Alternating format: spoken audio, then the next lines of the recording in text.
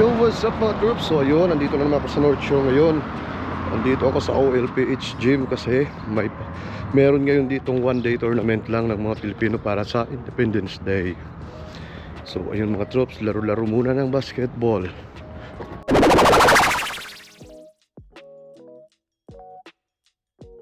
So ayun nga mga troops, ito nga yung kaganapan last week nitong June 9. Bali, ito nga pala yung selebrasyon namin dito ng Independence Day. Bali, June 9 to ginanap kasi para na itaon na Sunday. Para sigurado na marami yung walang pasok. Pero kami, nitong mga tropa ko, ay may mga pasok kami pero nag-book na lang kami ng time off. Tapos ayun, si Jason tsaka si JL. Tapos ayun nga, sumilip na rin ako dito sa loob kaso ito volleyball pa yung naglalaro. Bali, ito pa lang talaga yung unang punta ko dito sa gym na to kaya agad kong sinilip sa loob kung ano ba talaga yung itsura sa loob. Tapos ganito, hindi naman pala kalakihan masyado sa loob. Tapos ayun nga, hinintay na lang namin matapos itong volleyball kasi susunod na yung laro ng basketball tapos kami kaagad yung unang lalaro. Tapos ayun nga mga troops, pagkatapos ka ng volleyball ay kaagad nang iniligpit yung volleyball net tapos ito magkakaroon lang ng konseng seremonyas para maumpisahan na ang mga laro. Tapos ayan, ang speaker pala dito ay si Kuya Bong, yung Vice President ng PhilCan dito sa Kamloops. Your support and solidarity mean a great deal to us as we celebrate our independence and reflect on the journey that has brought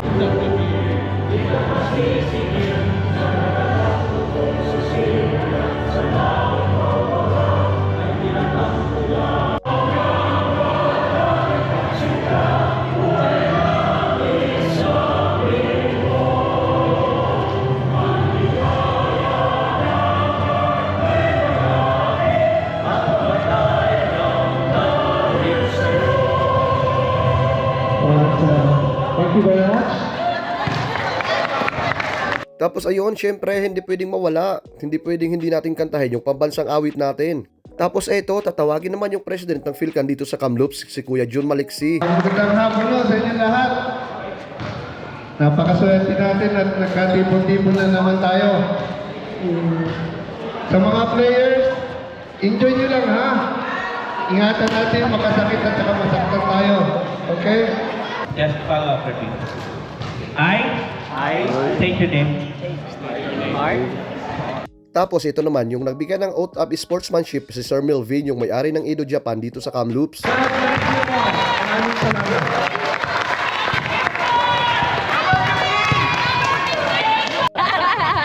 Hello, guys!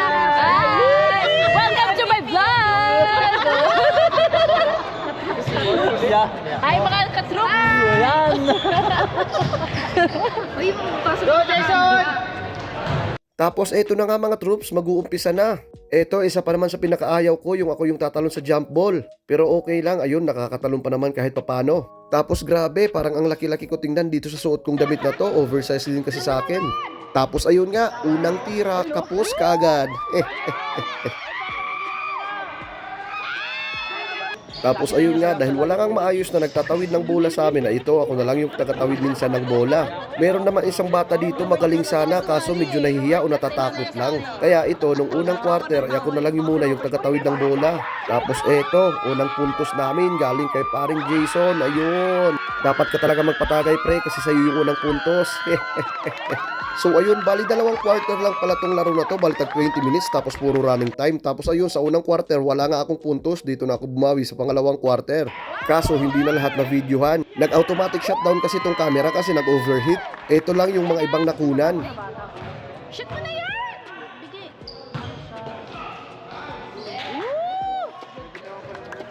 Bigay mo na natin itong pwede. Alibin mo, alibin mo, alibin. Kung mapapasok. Alibin mo, magpalit na. Uy, bumabawi si Kuya. Bumabawi si Kuya. Tapos ito nga yung maganda pa dito mga troops. Kasi habang nanonood ka, pwede kang magmerienda, may libreng merienda dito. Tapos hindi lang merienda, may dinner pa pagkatapos ng merienda. Ako nga nakatatlong hotdog muna ako. Uy, may pansit. Walang turkey. Yan yung pancit mamaya yung dinner. Sir, may tubig po kayo. Yeah. Can I have water? Water? Yeah. Can I have Sino may gusto ng drinks? Kami po, Anong drinks? Canada Dry. Canada Dry. Hello! Smile to the vlog! Canada Dry.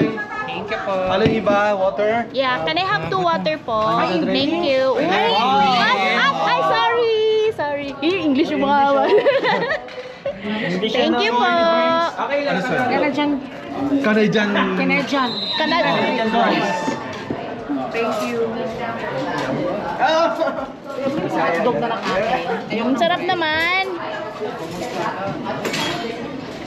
Wala lang Canada Dry, Sprite and Coke na lang ha. Yes po. Thank you po. Ayoko ng bread. You just threw it. Just get the hot. Thank you. Thank you po. Ah, sarap ba? Ang sarap kaya niya. Sarap ba? Weng, paano Weng?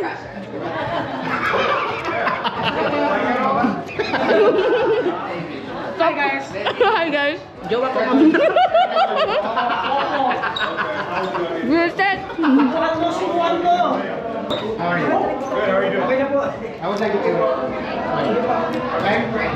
It's Weng.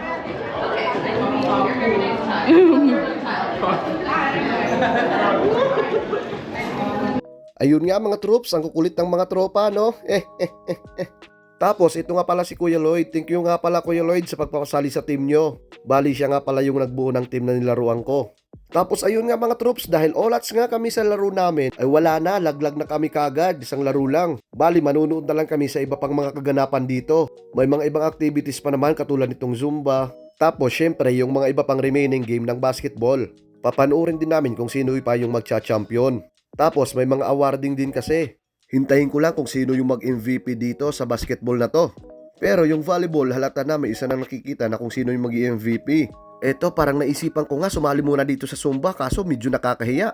Wala, parehong kaliwa paan natin mga troops. Tapos ayun nga mga troops, ito labanan ng red team tsaka blue team. Bali dapat dito talaga ako sa red team maglalaro nun kasi dito ako invite ng tropa na para maglaro.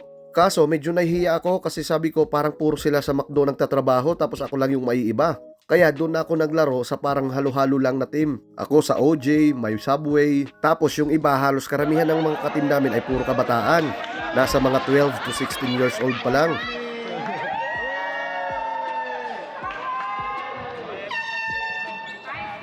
Tapos ayun nga mga troops, hindi na namin muna pinanood yung laro na yon kasi nag-announce na nakainan na. Ayan, libre dinner na mga troops, tapos hindi ko pa na naipakita kung ano yung mga nakahain dito. Pero syempre merong kanin, lumpia, pansit, minudo, tapos yung baka, tapos may pichi-pichi, tapos mga prutas, ang daming pagkain din mga troops, sulit din. Tapos ayun na nga mga troops, ito, awarding na. Ito naka third place itong ating mga tropa sa McDo. Sayang kung dyan sana ako naglaro, no? Ikaw ba MVP Art? Okay pa nga ako. Tapos ayun nga, akala ko si Art yung mag-MVP kasi ang dami niyang pinakawalang tres. Tapos ito naman yung MVP sa volleyball, si Weng. Ayan, pinipicturean niya pa yung medal niya, yung MVP medal niya. Tapos ayun, thank you nga pala sa sponsor, sa Freshco, tsaka sa Edo Japan. Tapos ayun nga mga troops, napasyat nga kami sa bahay nila Jason. Pero hindi ko na na-video yung iba, yung nasa loob kasi naglalaro kami ng Uno. Dito kami sa labas magiinom, syempre. Di ba pagkatapos ng laro, may papalit pawis. Kaya, ayan, papalit pawis kami. Ayan, timpla-timpla. Ubos na yung ininom naming beer. Tapos ayan, okay na yan. Yan pala tropa si Jason. Mga olats kami kanina. Tapos ayan nga mga troops, na pagdesisyonan namin na dito sa labas ng bahay mag-inom. Sa labas lang naman ng pinto nila kasi yung ibang kasama niya sa bahay natutulog na. Kainuman din namin tapos naglaro ng Uno tapos ayun nagsitulog na. Alauna na rin kasi to. Dito kami sa labas nagkwentuhan, kwento sa mga buhay-buhay dito sa Canada. Syempre, hindi pa rin namin maiwasan ipag-compare yung buhay dito sa Canada saka sa Pinas. Syempre, iba pa rin yung feeling talaga pag sa Pinas. Tapos ayun, tinatanong niya nga ako kung hindi ko naiisip na bumalik na lang sa barko. Pero kung ano man yung napag-usapan namin, sa amin na lang muna yun mga troops. Saka ko na ikikwento sa inyo. Bali nakauwi pala ako nito mga troops sa bahay. Mag-alas 4 na ng umaga tapos pumasok pa ako ng alas 8 ng umaga. Grabe, hangover malala. So ayun, hanggang dito lang muna mga troops. See you sa next video. Thank you. Have a good one.